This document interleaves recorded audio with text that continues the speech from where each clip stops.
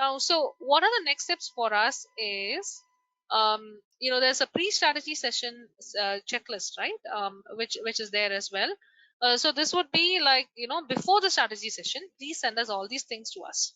What is it that you have to send us? Your CV. And then you would have done a lot of research about the various graduate schools, right? So at least 5 you will be sharing with us. Why will you share it with us? Because then we'll know how have you selected, and what are your reasons for selecting those schools, and if needed we can accordingly send you other options as well, right, during the strategy session. What do I do in a strategy session? I will help you to identify which are your math schools, which are your ambitious schools, and which are your safe schools, and to evaluate your profile overall. So you guys remember that we did your profile gap analysis all the way back. We now kind of do a similar profile gap analysis, but the only thing is that we have more details from you. Definitely, the essay questionnaire and the recommended request is one of the easiest writing aids for you. Recommended request is also important, especially if you want to like send it the recommender has asked you for it, it's great. Okay, and then last but not the least, we have another writing tool for you, which we call as the pre-strategy session worksheet. If you fill this worksheet, it is going to take you like almost 1 hour to put together your first draft of SOP. If you do not fill this worksheet, it's going to take you literally 2 to 3 weeks to fill out your SOP. Okay, true story. Because the pre-strategy session worksheet, this is something that we went through even last month. Again, I'll tell you like very quickly. The pre-strategy session worksheet is all about you listing down some of your key highlights and some of the most important elements that are typically needed in an SOP. And then, depending on what the respective school needs, we will help you to identify the outline. So it's fairly straightforward. That's it. Okay, so next step for you all is very simple. You just have to send us all these reports, get your CV and this one, and that's it. After this strategy session, you'll be done. Okay, and in the strategy session, you will know like which is a math school or ambitious school or whatever is requested. Okay, so share with us all this today. And here's where I would like to ask a quick question for you in terms of which intake are you guys going for? Any change? All right, excellent. Some of you are considering later. No problem at all. If you're considering later, there are many options. Just reach out to us and we'll be in a position to help you out with what are the options for you. And then um, here's a question of what are the documents you've already finalized so far? By schools, we're talking about grad schools all the time. So, okay. So, majority of you are kind of done with the CV and the LORs, and then some of you have started with it. Nice. Um, Another question here, a most important question. I'm going to keep these polls open for 30 seconds, folks, so that we can all, focus more on the questions answers right now. Excellent. A lot of you have already taken. That's very nice. And many of you are taking it right now. That's also great. Okay. Um, so yeah, here are some loose ends. We already discussed about the same name affidavits. Most of you don't need it. We discussed about the mail ID. Okay. A student visa is very much required for all of you. The number of transcripts is typically, this is like the safe number which I'm telling. You see, other people can just take like 3 transcripts from you. I mean, take 3 transcripts, use it for time being, and then after you're graduating you can take the complete transcripts, because transcript costs money. That's also there, right? And so this was something that we already discussed. And then how we help you for LOR SOP is by this, and you all know it. How we don't help you also is something that you know it. We will not be writing it for you at any point of time. Okay, so do not come with the expectation that we will write it for you. No. So how do we help you? See, for example, after you put together your pre-strategy session worksheet along with your essay questionnaire, and then you tell us like, hey, Kritika, I'm applying to Georgia Tech. Okay, for that particular essay of Georgia Tech, we are going to help you arrive at an outline. Okay, that, and we'll give you a structure for it. Then we'll tell you like what kind of content can go where, and we'll tell you like how can you make it better by adding additional information from respective schools. And we also definitely look at how to refine the content better and how to make it more program specific, and most importantly interesting and not boring. So we don't want autobiographies at this point of time in your life. Okay, we need more. When we say statement of purpose, it is something which has to talk about the school. Okay, so that is what is required at this point.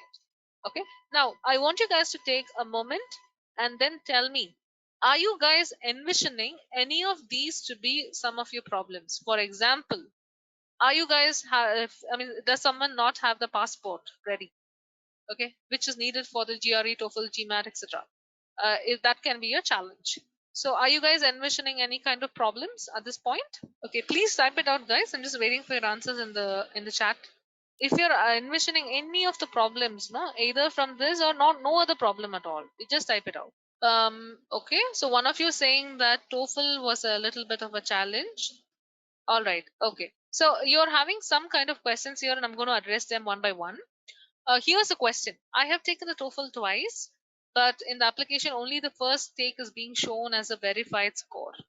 Okay. See, this is something that you might have to write to the British Council or wherever you took the test.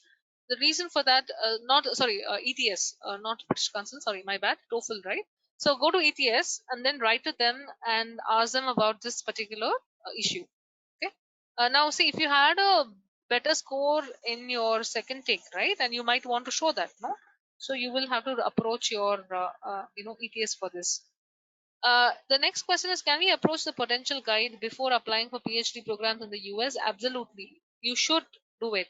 See, in Europe and all, it is like mandatory. Without even getting the support of the professor, you will not be in a position to apply for PhD. In the US, it is great, right? Because typically what happens, the department gets some PhD students and then they allocate. But it is great if you can get the support of some, some professor. It depends on school to school. It also depends on your particular choice of program. Okay, so for example, for biology, life sciences, and for psychology, English majors, humanities, and all of it, you have to approach a potential guide and then only apply for more success. For engineering, typically, it is not required, but it really helps if you're able to establish the connection with the faculty member because they will also put in a good word for you. See, self-reported scores are always okay, no? You saw, right? In all the applications, they are taking it. Okay, but you do need to get verified scores, so hence write to ETS about it. Okay, here's a question. I want to apply to Germany, but which might need GRE. But German applications are going to be later, right? So what should I do? So Europe in general, we still recommend that you finish your applications by November, December for those portals which are open. If it's not open, obviously you can't apply. Typically, there are some universities in Germany which will open only in February. Okay, so we all know that. But it is always better for you to apply early. See, for example, RWTH Aachen, Esslingen, the TU9 universities, right, which are there. All of those, it's better for you to apply early. All right, because these are very highly competitive universities. But obviously, after the portal is open, so Germany is a little late in the game. They open a little later, so that's all is the difference. But they all need the same thing, no? So it is okay to get prepared, right, for it. Cool. A lot of you are not having too much of trouble on the mistakes that I'm showing on the screen right now, which is great. Okay, but make sure that you're giving your recommenders enough time, and then you're also researching on the programs, especially. All right. Now, when you're going to share documents with us, you'll be sharing it all together so that it avoids rework and minimizes your time and effort. And this one. So, for example, what do I mean? Say Georgia Tech, there were some short answer questions and there were some like one essay prompt, right? So share all of them together as Georgia Tech essays overall. Don't send them like separately. So we have versioning like how we do for CV. So we will ensure that the right version is given to you and so on. Okay, and then like why should you work on one school at a time? Very good question. Because it makes your life easy. So we first start with one school. The first school will take almost 2 to 3 weeks for us to complete. But you will get the hang of it, and the next two schools, in fact, all the other two schools, three schools will be done in the next 3 weeks. Okay, so we invest a lot of time in the first school, and then what do? We'll take the learnings from the first school and then do it. So what does it mean? You might think that okay, I'm going to take the essay from first school and then rearrange it, and then my just change the paragraph about school, it will get done. No, it is not like that. You will literally be like writing essays that are required for the respective schools. Okay, so that is the best way to show the fit with the school and get selected. All right, that's why we recommend you to work on one school at a time. and all the applications are different. You saw some of the examples. They do have some commonalities. Tackle them one by one. Open an account today. Okay, so that's kind of the thing. So with this application deadlines, guys, you can see that many of them are around the corner. Don't get fooled by these guys who are saying it's in March and etc. You will not be getting your visa on time if you're going to apply for something in March, okay? All these deadlines are typically for domestic applicants, a lot more in the favor of domestic applicants. Okay, so for the rest of them, it's going to be December, January. Some of them start as early as November too. So get started today, and watch all the sections before.